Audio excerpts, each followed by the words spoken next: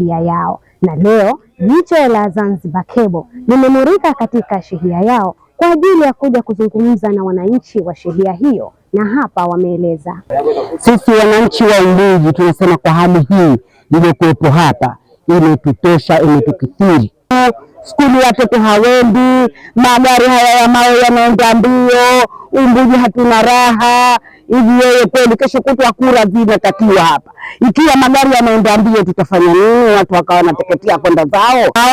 Tunaomba, tumechoka tu Unguji. Hali ya barabara ndo kama hii mnaiona hapa, uko ndani, tutakwenda ndani mkaone. Tumechokana nayo, na magari haya ya mawe yanaenda mbio sana, pia tumechoka. Kesho hii barabara na wasiwasi na maji sisi hatupati, sijui kama hawajakata mabomba humu. Kwa hiyo sisi tuna malalamiko yetu makubwa kwamba hapa sasa hivi kama ombi au siombi, gari zisitishwe hapa kupita, kwa sababu matope yetu ndio yanakuja huku, maguu yenyewe mabovu. Naona balozi wangu ndio yupo chini, hali yake kama ile pale, na hapa pia mimi na wasiwasi wa bomba kama haikupasuka hapa.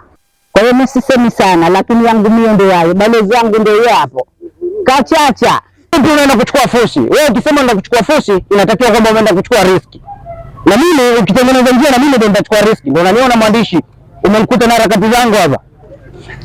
Kwa hiyo kitu cha msingi ambacho cha kuomba watu wa fusi na watu wa serikali ni kukaa na wana kijiji kutengeneza mazingira ya njia. Hatukuishia hapo tu, pia tumefika kwa mwenyekiti wa shehia ya Unguji, naye akizungumza kwa niaba ya sheha wa shehia hii ameeleza changamoto zinazowakumba katika shehia yao, na hapa ameeleza. Anaitwa Hatibu Abdalla Ali, ni mkazi wa shehia hii ya Unguji, na mimi pia ni mwenyekiti wa Chama cha Mapinduzi katika shehia hii ya Unguji.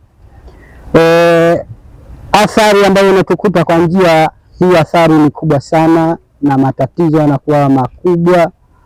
Njia ndo kama mnavyoona hali halisi ilivyo, lakini mpaka leo hii hatujajua nini kinachoendelea kati ya wawekezaji na serikali, kwa sababu ili kwamba tungekuwa tunajua tungejua nini cha kukifanya.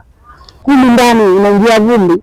Sasa hii athari hii itakuja kuwa yetu sisi pamoja na serikali, kwa sababu tukishaathirika vifua, serikali itakuwa hiyo jukumu la mbele. Hivyo ni vilio vya wananchi wa shehia ya Unguji mkoa wa Kaskazini Unguja.